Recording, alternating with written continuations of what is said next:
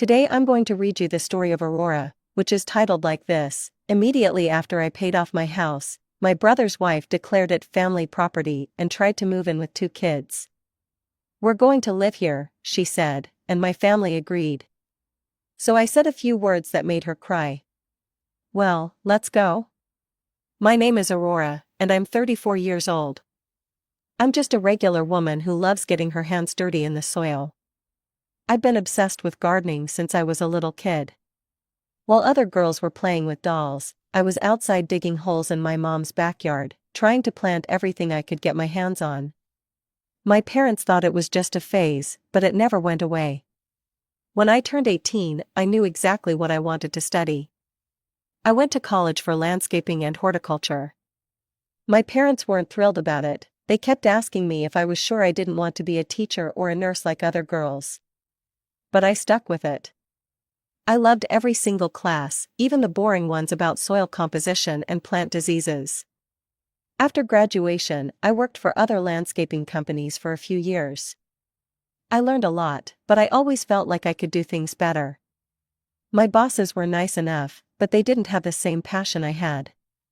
They'd rush through jobs, use cheap plants, cut corners wherever they could. It drove me crazy. When I turned 25, I decided to take the plunge.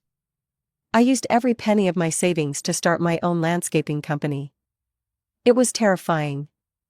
I had no idea if anyone would hire me, especially since I was young and female in a business dominated by older men. But I figured I had nothing to lose. The first year was brutal. I barely made enough money to pay for gas and basic supplies. I did everything myself: marketing, bookkeeping, all the physical labor. My hands were constantly covered in cuts and calluses. I'd wake up at 5 in the morning and work until dark, 7 days a week. There were nights I cried myself to sleep, wondering if I'd made a huge mistake. But slowly, things started to turn around. My first few customers were really happy with my work, and they started recommending me to their friends. Word of mouth is everything in this business. I wasn't the cheapest option, but I did quality work and I actually listened to what people wanted instead of just doing whatever was easiest for me. By the time I was 28, my business was doing well enough that I could afford to hire a part-time assistant. I was making decent money, and for the first time in my adult life, I felt stable. That's when I started thinking about buying a house. I'd been renting a tiny apartment since college, and I was sick of it. I wanted my own space, my own garden where I could experiment with different plants and designs. I spent months looking at houses, but everything decent was way out of my budget. Real estate prices were crazy, and I was just one person with a small business. Finally, I found it, a small house on the edge of town with a decent-sized backyard. The house itself needed some work, but the bones were good, and the garden had so much potential. The previous owners had let everything go to hell: weeds everywhere, dead shrubs, a lawn that looked like a dirt patch. But I could see what it could become. The mortgage payment was going to be tight, but I figured I could make it work if I kept growing my business. I put in an offer, held my breath for 3 days, and then got the call that they'd accepted it. I literally jumped up and down in my apartment like a little kid. Moving day was one of the happiest days of my life. It wasn't much, just a 2-bedroom house with 1 bathroom and a kitchen that hadn't been updated since the 80s. But it was mine. Well, mine and the bank's, but still. I immediately started working on the garden. Every spare minute I had, I was out there pulling weeds, planting new flowers, designing little pathways and seating areas. It became my obsession. I'd work all day on client jobs, then come home and work on my own yard until I couldn't see anymore. The transformation was incredible. Within 2 years, I'd turned that dead patch of land into something beautiful. I had different sections: a vegetable garden, a flower garden with plants that bloomed at different times so there was always color, a little herb section near the kitchen window, even a small pond with fish. One day, I was flipping through a gardening magazine and saw they were having a contest for small landscape design. On a whim, I took some photos of my garden and submitted them. I didn't think I had any chance of winning. I figured the competition would be full of professional designers with huge budgets and fancy equipment. 3 months later, I got a call that made me scream out loud. I'd won first place in the small landscape design category. They wanted to feature my garden in the magazine and interview me about my design process. I couldn't believe it. My little garden was going to be in a real magazine that people all over the country would see. But even with this success, I never lost sight of my main goal, paying off that mortgage as quickly as possible. Every extra dollar I made went straight to the principal. I didn't take vacations, didn't buy new clothes unless I absolutely had to, drove the same beat-up truck I'd had since college. My friends thought I was crazy for living so cheaply when my business was doing well, but I had a plan. I worked 60-hour weeks, took on every job I could handle, and put every spare penny toward that mortgage. It wasn't easy. There were times I felt like I was missing out on life, watching my friends go on trips and buy nice things while I ate ramen noodles and patched holes in my work clothes. But every time I got discouraged, I'd walk through my garden and remember why I was doing this. This was my dream, my future, my security. Now, at 34, I'm finally here. The house is mine, completely and totally. No bank owns any piece of it anymore. It's the most amazing feeling in the world. I knew I had to celebrate this milestone with my family. My older brother Marcus was 37 and married to Sarah for 10 years now, with 2 kids, Jake who's 11 and Tommy who's 7. They lived in a cramped rental apartment and were always struggling with money. I'd been helping them by paying their rent for the past 3 years, and on my rare days off, I'd often have Jake and Tommy over at my place. They loved playing in my garden, even though they were more trouble than help sometimes. Sarah would drop them off and immediately start commenting on my house. "Must be nice to have all this space," she'd say, looking around my living room. "The boys could really use a yard like this to run around in." I'd just smile and change the subject, but her comments always stuck with me. A week after I made my final mortgage payment, I bought an expensive chocolate cake and a good bottle of wine. Saturday evening was perfect timing since my parents always had Marcus and his family over for dinner. I could announce my news to everyone at once. When I walked into my parents' house, Jake and Tommy were already playing video games on the TV. I put the cake and wine on the table, feeling excited about sharing my news. "What's the treat for?" my mom asked. "I have a surprise for everyone," I said proudly.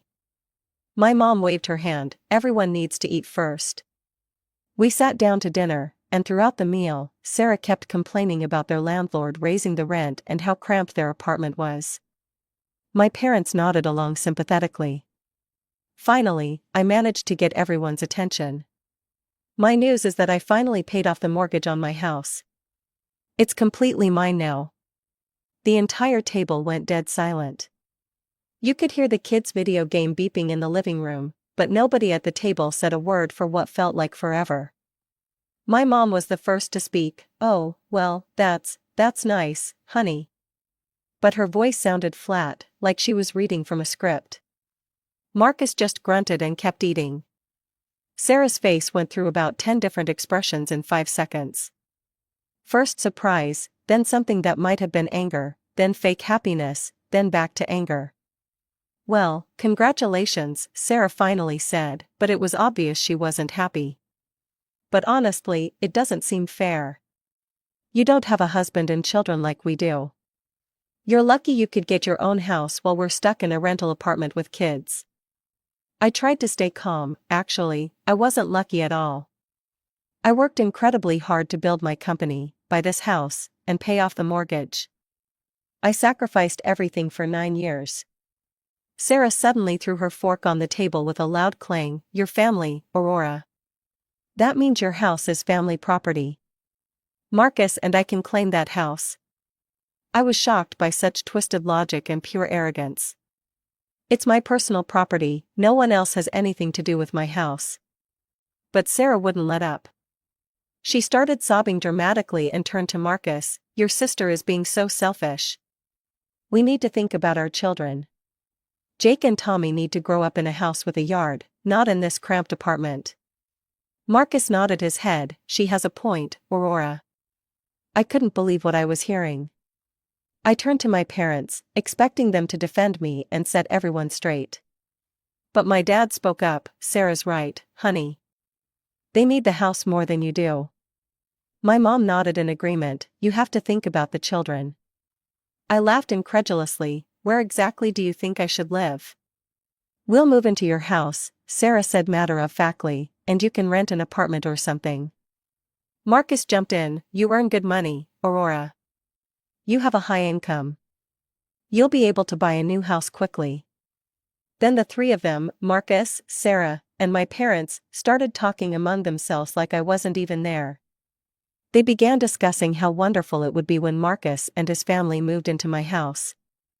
They talked about which room would be Jake's, how Sarah could finally have a proper kitchen, how great the garden would be for the kids. "The living room is so much bigger than what we have now," Sarah said excitedly. "And that garden Aurora built, the kids would love it," my mom added. I sat there listening to them plan out their takeover of my life, my home, everything I'd worked for.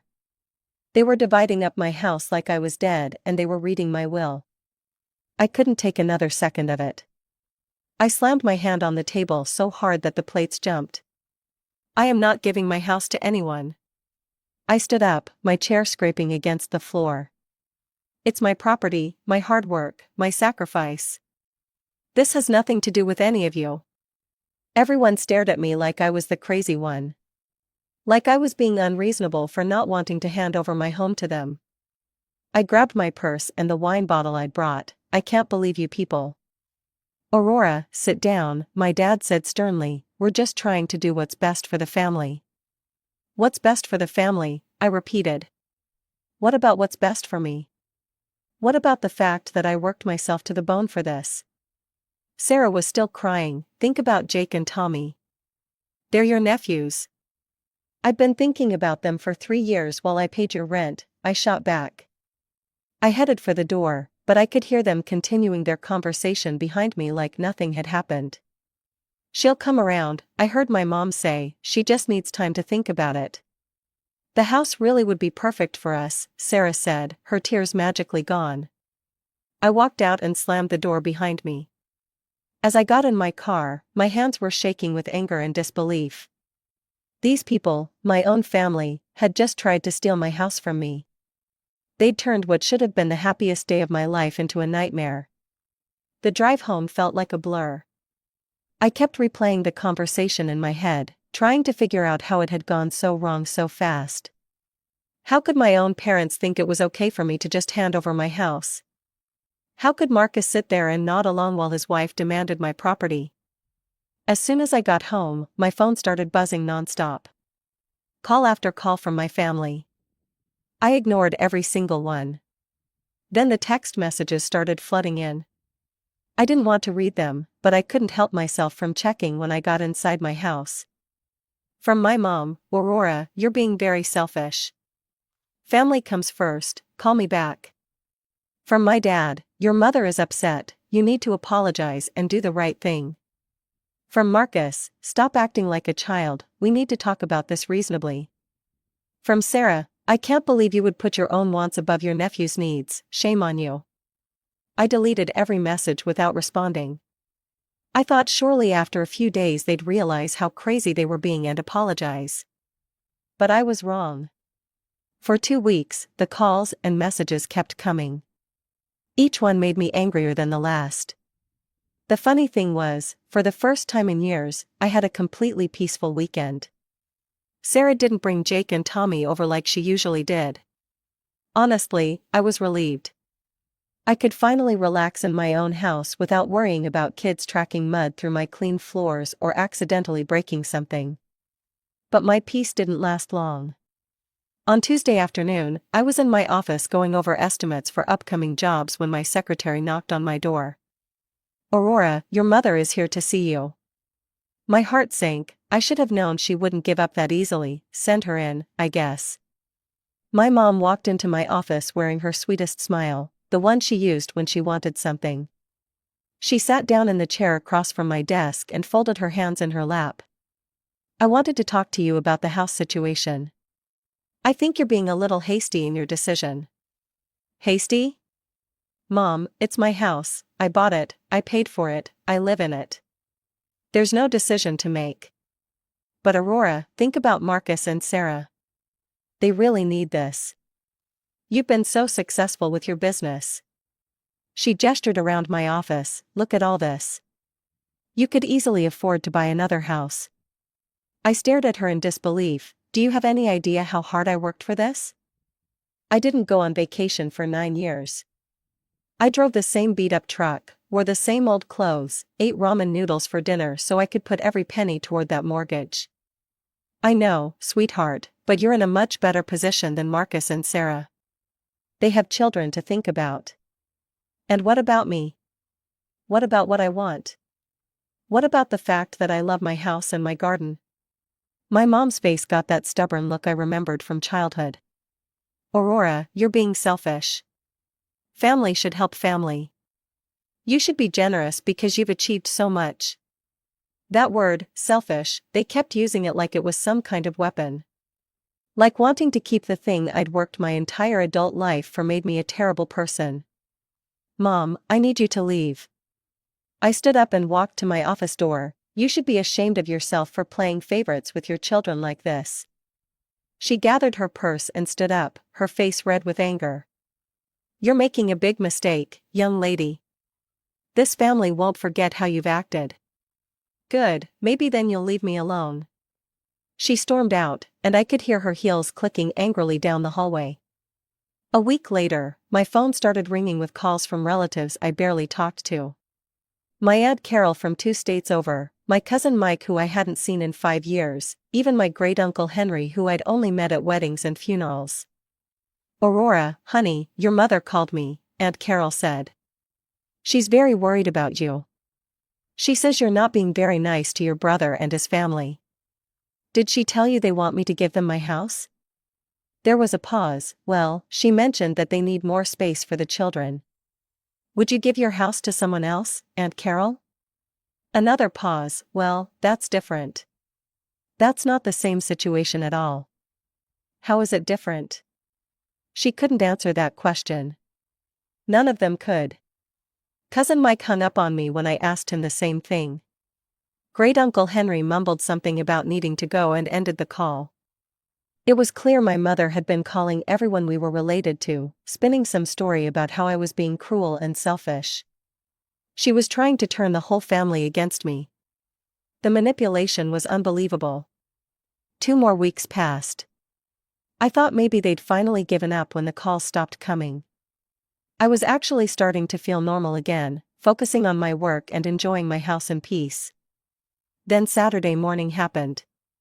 I woke up to the sound of loud voices and truck engines outside my bedroom window. At first I thought maybe one of my neighbors was moving. But the voices kept getting closer and louder. I threw on a robe and walked outside to see what was going on. What I saw made my blood run cold. There was a moving truck parked in my driveway. 2 guys in work clothes were unloading furniture and boxes. And standing in my front yard like she owned the place was Sarah, pointing at my house and giving the movers directions. The couch goes in the living room, obviously, she was saying. And be careful with those boxes, they have the kids' toys in them. Marcus was there too, along with Jake and Tommy. The boys looked confused and a little scared, but Marcus was just standing there with his arms crossed like this was perfectly normal. I marched over to Sarah, my heart pounding with rage. What the hell is going on here? She turned to me with this fake innocent expression. Oh, Aurora, we're moving in. I hope you don't mind that we started early.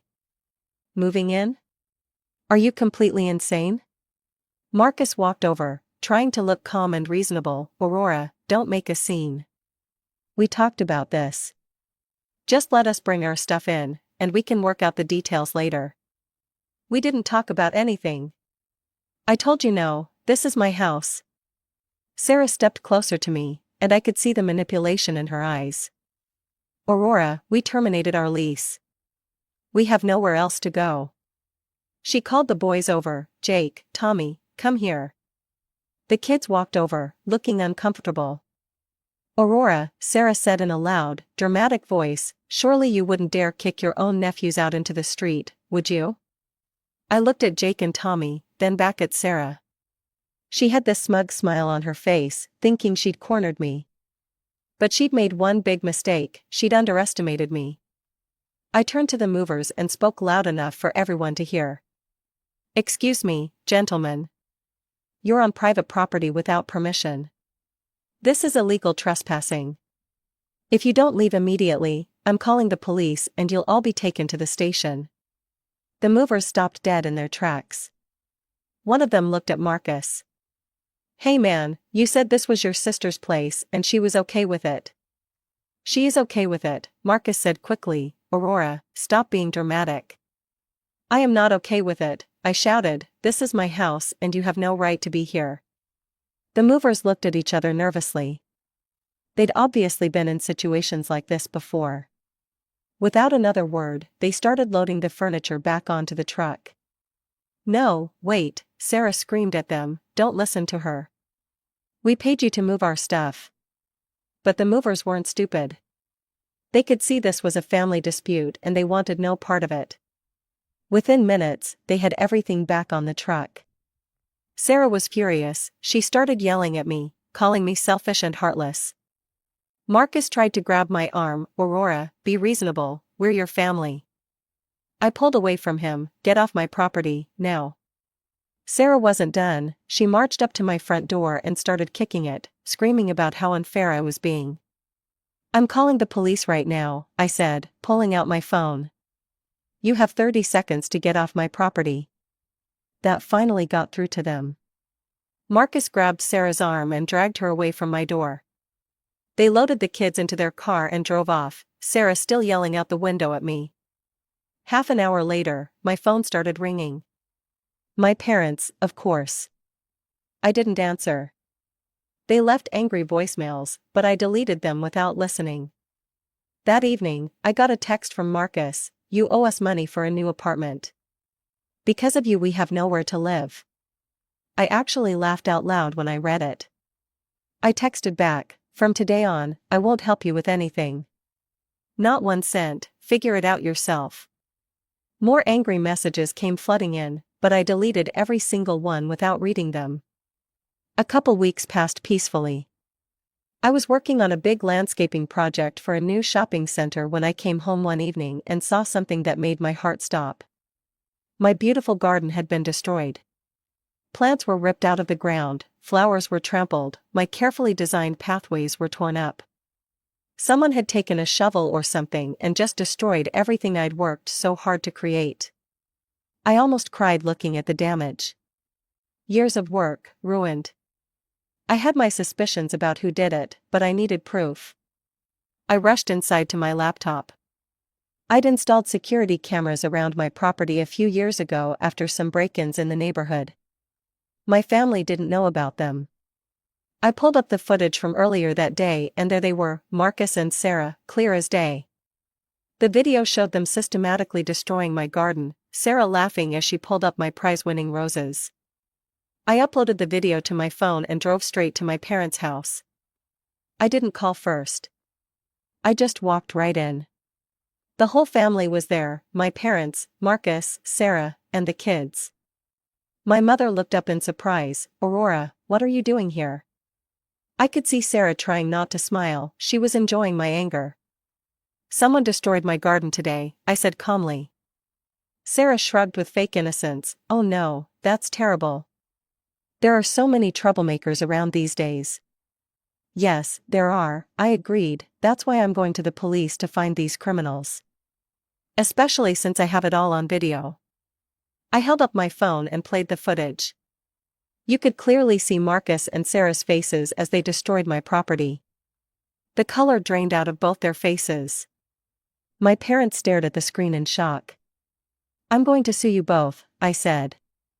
"And I'm posting this video on social media so everyone can see what kind of people my relatives really are."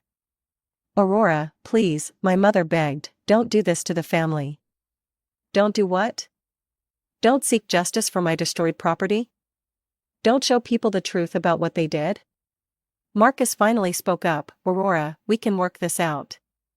Don't involve the police." You have exactly 1 week to pay me $3,000 for the damage, I said. If you don't, I'm filing charges and posting this video everywhere. Everyone will know what you did. $3,000, Sarah gasped. We don't have that kind of money. Then you better find it. You had money to terminate your lease and hire movers, figure it out. I walked out without another word. Exactly 7 days later, I received a bank transfer for $3,000 from Marcus, along with a text message, "We never want to see you again." I actually laughed, like I wanted to see them either.